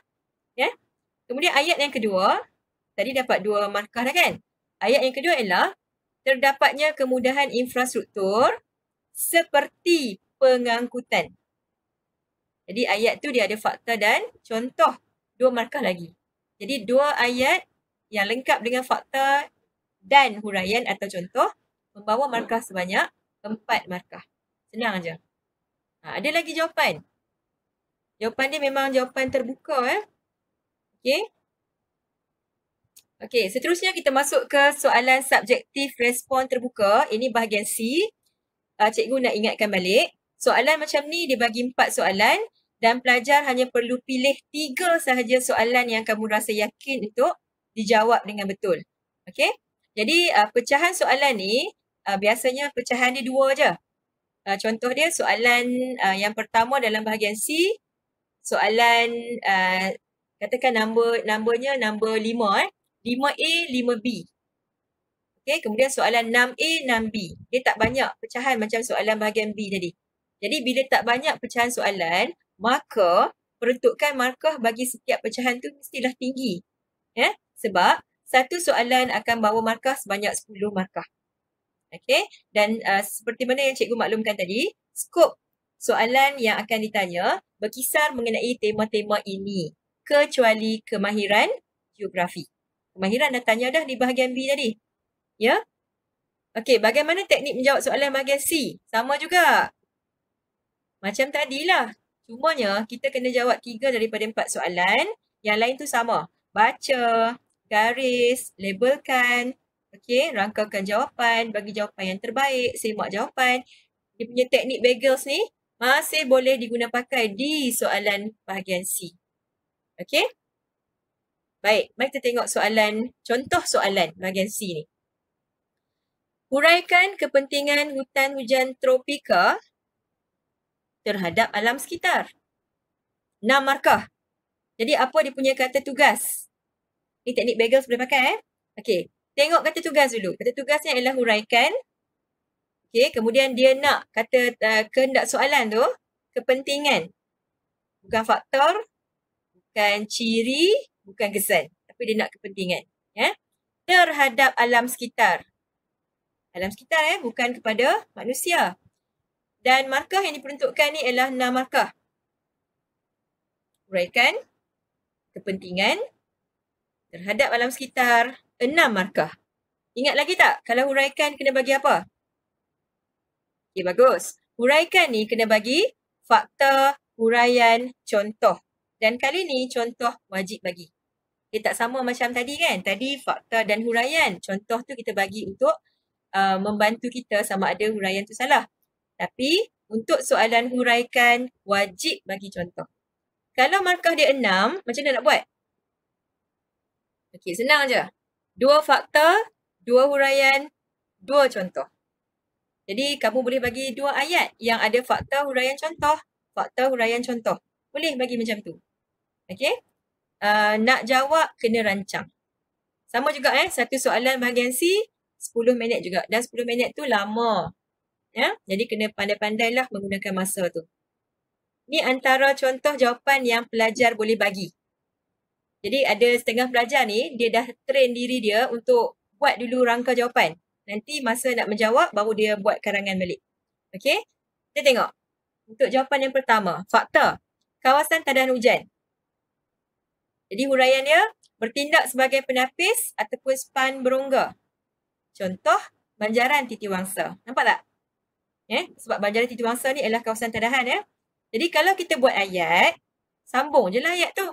Kawasan tadahan hujan yang bertindak sebagai penapis atau span berongga seperti di Banjaran Titiwangsa.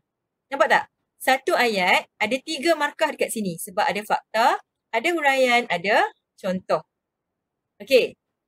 Contoh jawapan yang lain yang boleh memenuhi kehendak soalan tadi. Hutan hujan tropika merupakan habitat flora dan fauna. Fakta. Okey. Sebagai perlindungan pelbagai spesies. Huraian. Seperti gajah dan pokok merbau. Gajah tu fauna, pokok merbau tu flora. Nampak tak? Satu ayat ada 3 jawapan, 3 markah di mana ada fakta, huraian dan contoh. Okey, ada jawapan lain tak? Contoh yang lain. Kepentingan hutan hujan tropika ialah untuk mencegah hakisan. Boleh? Okey. Oleh akar tumbuhan yang mencengkam tanah. Seperti dari tanaman tutup bumi seperti rumput. Contoh lebih kurang macam itulah. Jadi dalam ayat ni pun ada 3 markah sebab ada fakta, ada huraian, ada contoh. Senang kan? Sambung je lah ayat tu. Okey. Kita tengok. Kalau pelajar bagi macam ni, berapa markah yang boleh dapat? Yang ni dia dah buat karangan lah untuk menjawab soalan tadi. Okey. Kepentingan hutan hujan tropika terhadap alam sekitar ialah sebagai kawasan tadahan, menyeimbangkan ekosistem, menyederhanakan suhu dan juga sebagai sumber perubatan. Okey, gigih tau dia bagi semua ni Bagaimana markah dikira daripada jawapan macam ni? Jom kita write sama-sama. Kawasan tadahan fakta, menyeimbangkan ekosistem. Fakta juga. Menyederhanakan suhu. Fakta. Sumber perubatan. Betul tak? Salah. NA tu ialah not accepted. Kenapa tak betul? Bukan dalam teks ada ke? Kepentingan hutan sebagai sumber perubatan. Betul lah. Tapi sumber perubatan ni ialah kepentingan kepada manusia. Tak menjawab soalan tadi. Betul? Soalan tadi dia nak kepentingan kepada alam sekitar kan? Jadi bagaimana jawab markah ataupun bagaimana macam mana kita nak terima soalan ni lah. Okay. Jadi pelajar ni dia bagi 3 fakta. Maksimum markah ialah 2. Okay, tadi cikgu dah bagi tahu. Dalam soalan ini, semua fakta maksimum markah ialah 2. Dia bagilah 100 fakta yang betul pun, bila maksimum markah ialah 2, dia hanya akan dapat 2 saja. Tapi soalan ni tadi 6 kan? 6 lah sebab huraian tak bagi, contoh pun tak betul kan? Contoh pun tak bagi, jadi dia tak dapat markah penuh lah.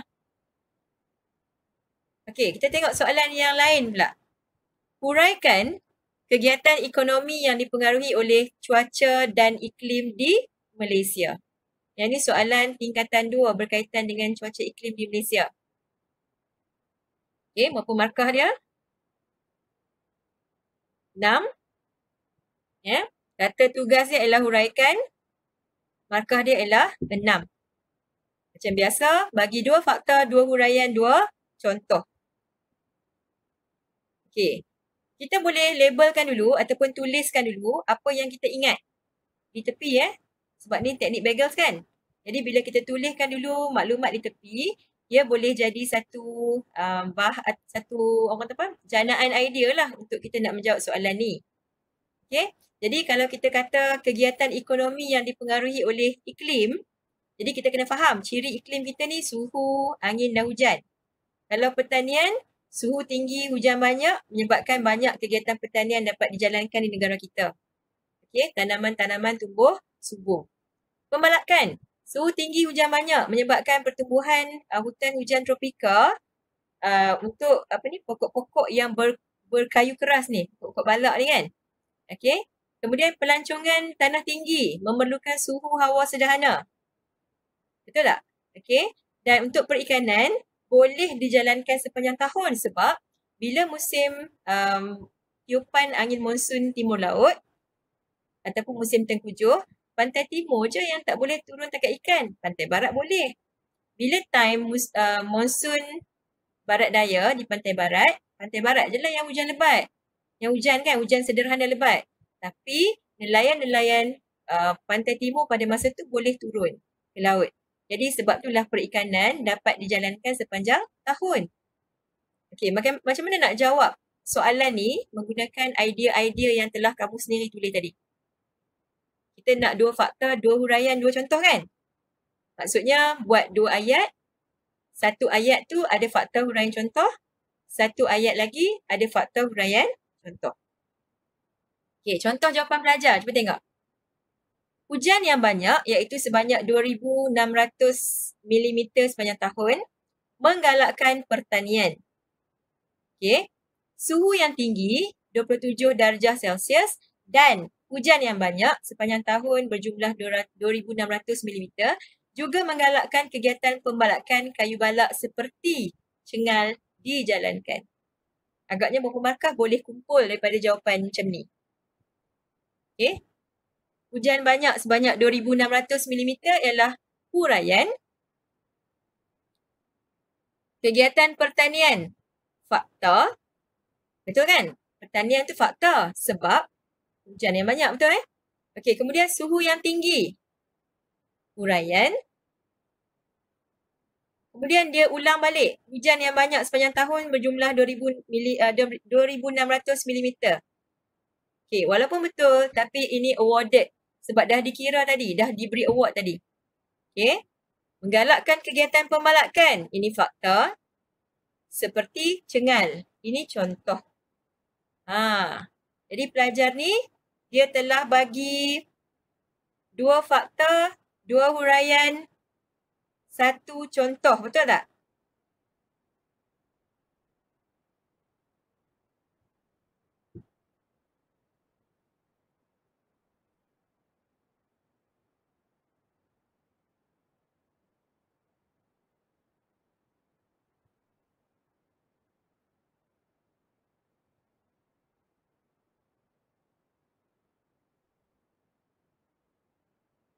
Betul kan?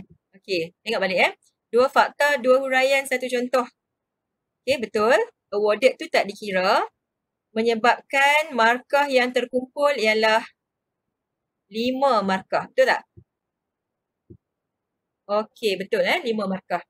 Jadi macam itulah cara menjawab soalan untuk bahagian C ni. Tak susah pun. Macam cikgu tekankan tadi, janji tengok kepada kata tugas, janji tengok kepada kehendak soalan dan yang penting tengok kepada peruntukan markah. Okey. Contoh jawapan yang lain yang boleh kamu bagi untuk soalan yang berkaitan dengan kegiatan ekonomi yang dipengaruhi oleh cuaca iklim perikanan tidak dapat dijalankan oleh nelayan di pantai timur disebabkan oleh tiupan angin monsun timur laut. Jadi pada masa tersebut nelayan akan membaiki bot ataupun pukat. Nampak tak? Dalam satu ayat yang panjang tu dah terkandung fakta, huraian dan contoh. 3 markah dah dekat sini. Ayat yang lain, contoh jawapan yang lain. Okey. Kegiatan pelancongan di kawasan pantai dipengaruhi oleh suhu 27 darjah Celsius yang menggalakkan aktiviti menyelam ataupun scuba diving tu kan. Okey, jadi ayat ni pun ada 3 markah dekat situ sebab ada fakta, ada huraian dan ada contoh. Okey, kamu sambung je ayat ni, kamu akan dapat markah penuh. Ya. Okey, soalan berikutnya. Kadang-kadang dia boleh bagi soalan yang ada rajah macam ni. Soalan tanya, bagaimana aktiviti manusia boleh menyebabkan kepupusan flora dan fauna. Nampak tak? Kalau kamu tengok gambar ni, ada berlakunya penyahutanan. Okay, kita nampak hutan-hutan tu digondolkan untuk tujuan-tujuan tertentu lah. Sama ada mungkin untuk pembangunan ke ataupun untuk pertanian. Kita tak tahu kan? Dan markah yang diberi di sini ialah 6 markah. Jadi soalan tanya bagaimana aktiviti manusia kan boleh menyebabkan kepupusan flora dan fauna. Jadi macam mana kita nak jawab soalan ni? Tengok kata kunci dulu. Okey, tengok kata tugas juga dan tengok kepada peruntukan markah. Okey, jadi bila markah macam ni, kamu tengok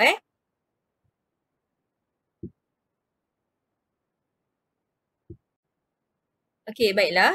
Soalan yang berikutnya ialah soalan yang ada rajah. Kadang-kadang soalan bahagian C ni, dia boleh bagi rajah dekat kita. Jadi kalau kita tengok rajah ni menunjukkan keadaan penyahutanan, hutan-hutan gondol, okey, berlakunya pembalakan yang banyak, yang luas. Mungkin untuk tujuan sama ada pembukaan kawasan baru, pembangunan, okey, dan juga mungkin untuk pertanian. Jadi soalan tanya, huraikan bagaimana aktiviti manusia dalam foto ni boleh menyebabkan kepupusan flora dan fauna. Jadi macam biasa, guna teknik Bagels. Okey, pelan-pelan. Huraikan dia punya kata tugas. Okey, dia punya kehendak soalan ni ialah macam mana aktiviti manusia tu boleh menyebabkan kepupusan flora dan fauna kan? Dan juga peruntukan markah dia ialah 6 markah. Bila huraikan, bila 6 markah, seperti mana yang cikgu tunjuk tadi, perlu bagi 2 fakta, 2 huraian dan 2 contoh. Dalam kotak kuning tu kan, dia bagi cadangan untuk kau bagi jawapan lah. 2 fakta, 2 huraian, 2 contoh. Boleh bagi 2 ayat. Dalam ayat yang pertama ada fakta, huraian, contoh. Okey. Dan ayat yang kedua juga ada fakta, huraian dan contoh. Jadi markah penuh 6. Okey, jom kita tengok. Ada tak cadangan-cadangan jawapan yang baik ni?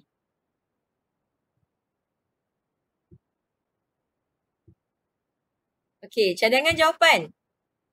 Kita boleh kata aktiviti pembalakan menyebabkan hutan gondol, okey, dan memusnahkan spesies flora seperti cengal. Jadi dalam ayat cikgu tadi, aktiviti pembalakan ialah fakta, okey, menyebabkan hutan gondol ialah huraian, okey, boleh menyebabkan kepupusan flora seperti cengal. Cengal tu ialah contoh. Jadi satu ayat ada 3 markah sebab ada fakta, huraian dan contoh. Seterusnya, antara lain boleh bagi aktiviti pertanian, okay, yang dilakukan dengan menggondolkan hutan boleh menyebabkan kehilangan habitat fauna seperti gajah. Nampak tak? Okay, dalam satu ayat ada 3 markah dekat sini sebab ada fakta, ada huraian dan ada contoh. Lagi, aktiviti pembinaan jalan raya, boleh kan? Mungkin penggondolan ni dibuat disebabkan nak bina highway. Highway kan dekat kawasan yang tanah tinggi macam ni kan? Jadi aktiviti pembinaan jalan raya menyebabkan tanah runtuh seperti yang berlaku di Genting Sempah. Jadi nampak kan satu ayat ni ada 3 markah disebabkan ada fakta, ada huraian dan ada contoh. Jadi banyak cadangan jawapan yang boleh kamu guna untuk kamu skor soalan yang macam ni. Okay, mari kita check tengok. Kalau pelajar bagi jawapan, boleh tak dia dapat markah penuh 6 tadi? Katakan ini satu jawapan pelajar, dia bagi panjang, okay, dan mungkin semua boleh diterima. Mari kita check, dapat 6 ke tidak? Okay, aktiviti pembalakan menyebabkan pokok ditebang untuk mendapatkan kayu balak seperti cengal. Aktiviti pertanian menyebabkan hutan diganti dengan ladang kelapa sawit. Oleh itu, haiwan hilang tempat tinggal seperti gajah. Haiwan tu gajah lah Contoh dia gajah. Okey, kemudian aktiviti pembinaan jalan raya menyebabkan tanah runtuh berlaku seperti di Genting Sempah. Nampaknya macam dia sambung ayat tadi kan? Okey. Jadi macam mana pemarkahan dibuat? Pembalakan fakta. Okey, hutan ditebang, huraian. Dapatkan balak seperti cengal. Okey, jadi ayat tu dah ada fakta huraian contoh, dah 3 markah dah. Kemudian, dia bagi lagi aktiviti pertanian. Menyebabkan hutan diganti dengan ladang kelapa sawit. Okey, huraian kan? Oleh itu, haiwan hilang tempat tinggal seperti gajah. Gajah tu ialah contoh. So, satu ayat yang panjang pun sama, ada 3 markah kat sini sebab ada fakta huraian dan contoh. Okey, dia bagi lagi. Budak pandai kan? Aktiviti pembinaan jalan raya menyebabkan tanah runtuh berlaku seperti di Genting Sempah. Yang ni ayat tadi ni dia cantumkan ayat tu. Okey, aktiviti pembinaan, fakta, tanah runtuh huraian, Genting Sempah contoh. Pandai pelajar ni, semua betul. Jadi kalau ikutkan jawapan yang pelajar ni bagi, dia bagi 3 fakta, 3 huraian dan 3 contoh. 3 tambah 3 tambah 3, 9. Boleh tak dapat 9 tu? Tak boleh. Sebab markah maksimum tetap 6. Bagi lebih tak ada masalah. Cuma dia makan masa sikit lah. Ya? Sebaiknya bagi ikut kehendak soalan. Rancang elok-elok. Okey. Ingat kalau semua jawapan adalah fakta. Pelajar ni bagi semua fakta. Soalan tu dia tanya jelaskan ke, terangkan ke. Okey, bagaimana, mengapa, huraikan, semua dia bagi fakta. Walaupun faktanya betul, markah maksimum tetap 2 sahaja. Jadi kena berhati-hati Sebab tu cikgu pesan, kamu mesti tengok kata tugas. Mesti tengok peruntukan markah. Dan kamu akan bagi cadangan jawapan yang betul. Cadangan jawapan yang boleh bagi kamu markah yang baik. Okey? Boleh Okey. So, semua senang sangat. Tak susah pun geografi ni sebenarnya. Kamu perlu faham aja kehendak soalan macam mana. Kamu perlu faham aja nak bagi jawapan tu macam mana. Okey? Tahu teknik, insya-Allah kamu boleh skor A. Tak ada masalah. Okey? Jadi, cikgu dah bincangkan beberapa soalan. Banyak jugalah soalan. Bahagian A, bahagian B dan bahagian C. Cikgu harap kamu fahamlah bagaimana teknik nak menjawab soalan-soalan ni. Kamu lebih yakin. Dan lepas ni pun, kalau kamu buat latihan, biasakan dengan guna teknik yang cikgu ajar ni. Kamu akan biasa dan lama-lama peruntukan masa tu, kamu boleh cepatkan. Kalau masa yang diberi untuk soalan objektif, satu soalan 2 minit kan? Kamu boleh jawab dengan cepat. Lagi cepat daripada tu. Sebab kamu dah biasa. Dah praktis. Okey? Untuk soalan respon terbuka dan respon terhad. Satu soalan 10 minit kan? Bila kita dah biasa, kita akan jawab dengan cepat. Jadi practice makes perfect. Okey? Dan cikgu nak bagi tahu di sini, dalam apa keadaan sekalipun nak jawab soalan Faizah ni, jangan tinggalkan buku teks. Sebanyak mana pun kamu ada buku rujukan, buku kerja yang banyak, yang hebat-hebat tu, buku teks jangan tinggalkan Sebab buku teks ni ialah nadi dalam menggubah soalan. Penggubah-penggubah soalan kena tengok buku teks dan kena rujuk di SKP. Kedua-duanya ialah saling berkaitan. Okey? Dan pastikan kamu guna buku teks secara maksimum. Jadi mana-mana jawapan, mana-mana soalan dalam buku teks yang kat belakang setiap bab tu, kena buatlah. Okey? Kita tak tahu, mungkin ada di antara soalan-soalan tu akan naik dalam exam. Ya? Okey, ingat tak buku teks ni? Yang mana satu? Ni buku teks yang kita pakai. Okey? Jadi sentiasa bawa buku teks ni bila time nak buat nota, bila time nak menjawab latihan, boleh guna dia untuk membantu kamu dapat fakta, dapat huraian dan dapat contoh yang baik. Okey? Dan seperti mana yang cikgu maklumkan tadi, penguasaan fakta dalam buku teks penting. Okay, sebab penguasaan fakta ni adalah penentu kepada kejayaan kita. Sebab teknik menjawab hanyalah komponen sokongan saja. Teknik ni pun penting juga. Kalau pandai, kalau kamu ada content knowledge yang banyak, tapi teknik tak betul, tak boleh juga kan? Jadi dua-dua penting lah. Penguasaan fakta penting, teknik menjawab, tahu teknik menjawab pun penting kan? Okay? Dan tolong bagi perhatian bersungguh-sungguh bagi setiap soalan, lampiran bagi setiap unit yang cikgu pesan tadi. Jawab bila dah belajar bab 1 habis. Tolong buat latihan di belakang tu. Bila dah belajar bab 2 habis, mesti buat soalan latihan full text kat belakang tu. Okay, yang uji minda tu mesti buat. Okay, right. Okay, ni antara tips-tips lain yang cikgu boleh bagi. Pelajar boleh ambil lah ya. Sebab soalan dalam geografi ni, dia sebenarnya tak susah tau. Konsep geografi ni senang je. Daripada zaman PMR dulu, cikgu selalu pesan, nak skor geografi, mesti kenal dan cinta. Kalau tak kenal, tak cinta. Sebab konsep geografi ni tak lari jauh. Yang berbezanya ialah fenomena. Yang berbezanya ialah apa yang berlaku mengikut zaman. Okay, mengikut situasi semasa. Yang tu yang berbeza. Tapi konsep tak pernah lari. Ya, dan soalan pun memang berulang-ulang soalan yang sama. Cuma mungkin dia berubah tempat, kan? Dia berubah kata tugas, macam tu je. Jadi kamu kena tahu, kalau soalan yang minta faktor berkaitan dengan kegiatan-kegiatan ekonomi begini, ini adalah kata kunci jawapan dia. Mesti bagi jawapan yang macam ni. Pilih mana-mana jawapan mengikut kehendak soalan. Okey, mengikut markah yang diperuntukkan. Okey. Kalau soalan kata nyatakan sumbangan. Okey, kesan kan? Kegiatan ekonomi seperti yang ditunjukkan ni. Kalau dia minta sumbangan ataupun kesan kepada sosioekonomi negara. Maka kata kuncinya ialah ini. Sentiasa guna kata kunci ini. Okey, jadi kamu huraikan dan bagi contoh. Seterusnya, kalau soalan minta langkah. Okey, mengatasi kesan terhadap alam sekitar. Jadi boleh guna kata kunci ini.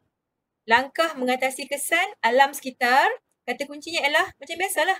Kempen. K tu kempen U tu undang-undang. P tu boleh pendidikan. Betul tak? Okey, R&D dan sebagainya. Ini adalah antara tips-tips shortcut untuk belajar menjawab soalan dengan betul. Ya. Okey, ada lagi tak? Kalau soalan nak tentang kesan terhadap alam sekitar. Tadi dalam soalan kita kena alert kan? Kesan tu sama ada kepada alam sekitar ke kepada manusia. Alam sekitar lain, kepada manusia lain. Tu kena alert. Salah jawab, jadi markah tak dapat. Ya. Kalau terhadap alam sekitar, ini antara cadangan-cadangan jawapan yang diberi. Okey? Kamu boleh tengok. Untuk kesan terhadap perindustrian ni. Jadi apa kegiatan manusia dia? Bagaimana kegiatan manusia dia? Kilang, okey, pembuangan sisa toksik, betul tak? Okey, macam pengangkutan.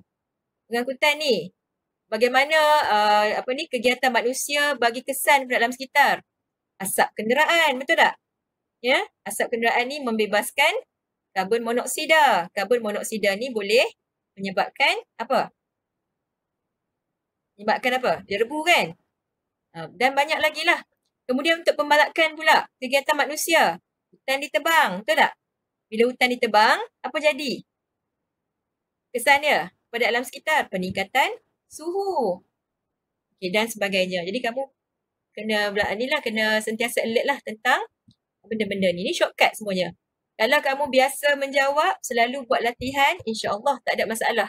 Sebab nanti kamu akan jumpa soalan yang kamu rasa aku pernah jumpa soalan ni. Tengok soalan dan tahu jawapan. Okay? Sebab practice makes perfect. Okay. Kesan pada alam sekitar lagi. Boleh menggunakan teknik tuah ni. Kesan kepada tanah. Okay? Kesan kepada udara. Kesan kepada air. Kesan kepada hidupan. Ya? Kesan kepada hutan. Tuah tu T-U-A-H-H tu. T tanah, U udara, A air, H hidupan, H juga hutan. Jadi dia dah bagi dah contoh jawapan untuk menjawab soalan kesan pada alam sekitar. Jawab macam ni je. Okey. Cuma pastikan ada faktor huraian contoh mengikut kata tugas, mengikut peruntukan markah. Ya. Banyak kali cikgu ulang ni sebab benda tu kamu kena ingat. Ya. Tu. Alright. Apa kelemahan pelajar yang selalu pelajar buat dalam menjawab soalan peperiksaan? Mari kita tengok. Okey, kamu boleh baca ya. Tak ikut arahan. Jawab tidak dirancang ni bahaya ni. Main jawab aja. Okey? Macam mana nak dapat markah baik kan? Kemudian jawab dalam keadaan yang apa? Kan? Okey, tak baca kehendak soalan dengan teliti. Soalan nak faktor kau bagi kesan. Bahaya macam tu. Kemudian, kesilapan banyak pada bahagian aneka gabungan yang dui jawapan tu. Sebab tu cikgu ajar tadi, teknik bagels dan kaedah singkir kan. Bila guna tu dia akan slowkan kita. Bukan maksudnya slowkan sampai jawab lebih 2 minit tak. Dia akan mengelakkan kecuaian. Ya. Okey, kemudian kurang mahir dalam lokasi peta. Tanya soalan tentang bearing sudutan, tanya soalan tentang mengukur jarak kan. Tapi malangnya pelajar tak tahu nak menentukan lokasi pada peta. Pun tak boleh juga. Okey. Tiada pengetahuan semasa yang mencukupi. Yang ni kalau soalan kebat, kita tak ada pengetahuan semasa, pun tak boleh membantu bagi markah yang banyak. Ya. Untuk kemahiran geografi, yang ni yang cikgu pesan sangat tadi. Alat kena cukup. Bawa lah alat tu. Disebabkan kamu biasa meminjam, nanti kamu lupa kan? Janganlah. Sentiasa bawa alat sendiri. Letak dalam satu pencil case tu, okay, dan bawa. Ya. Bacaan PG tidak tepat. Yang ni kalau tak tepat, tak boleh. Ya. Tidak tahu menganalisa graf ataupun carta. Yang ni pun tak boleh. Kamu kena belajar untuk menganalisa ataupun menganalisis graf-graf dan juga carta pie. Ya. Okey, tips yang lain. Boleh baca tu. Cikgu dah terangkan tadi banyak kali berkaitan dengan teknik bagels untuk mengelakkan kecuaian. Okey. Dan juga pengurusan masa yang baik. Dan kita dah kira sama-sama tadi kan? Kita tengok sama-sama tadi kan? Berapa minit diperuntukkan. Okey. Kalau kamu nak ada masa untuk menyemak 10 minit tu, nak buat macam mana? Dah tengok tadi. Okey. Dan berhati-hati dalam menjawab sebab satu soalan dalam peperiksaan yang kamu buat betul ataupun salah menentukan kamu mendapat A ataupun B dalam soalan dalam peperiksaan geografi PT3 ini. Ya. Okey. Yang penting kalau kamu nak berjaya, kamu kena cinta. So, cintalah subjek geografi. Baru kita ada semangat nak berjaya ni. Ya. Bagi perhatian kepada apa yang patut kita beri perhatian. Ya. Semua ni cikgu dah terangkan tadi. Cikgu dah ulang ayat ni berkali-kali. Cikgu haraplah ia akan melekat di minda kamu dan tolong save apa yang cikgu ingatkan tadi ya. Cikgu hanya membantu je tau dalam teknik menjawab. Tetapi nak menjayakan menjawab soalan ni, kamu yang menentukanlah. Okey. Jadi cikgu rasa tu saja teknik menjawab yang cikgu boleh bagi pada hari ini. Okey. Jangan lupa tekan pautan yang cikgu bagi dekat chat tadi tu. Okey, pautan ni akan membawa anda ke Telegram, grup Telegram yang mana cikgu akan share bahan-bahan yang berkaitan dengan teknik menjawab hari ini dan juga cikgu akan share video yang berkaitan dengan kita punya sesi lah. Okey, kamu boleh tengok balik video tu dan pelan-pelan isi balik bahan yang cikgu bagi untuk mendapatkan kefahaman yang lebih. Okey? Right, keep calm and enjoy the exam. Cikgu harap kamu dapat manfaat yang banyak daripada perkongsian cikgu pada hari ini. Okey, bagi yang berada di rumah, stay safe, stay at home, banyakkan cuci tangan dengan sabun. Okey, gunakan hand sanitizer, pakai penutup muka jika ada gejala-gejala dan berilah kerjasama yang baik kepada PKP kita untuk memutuskan rangkaian COVID. Ya. Jadi itu saja untuk hari ini. Jumpa lagi pada masa akan datang. Okay, semoga berjaya dalam PT3. Sekian. Assalamualaikum warahmatullahi wabarakatuh. Bye.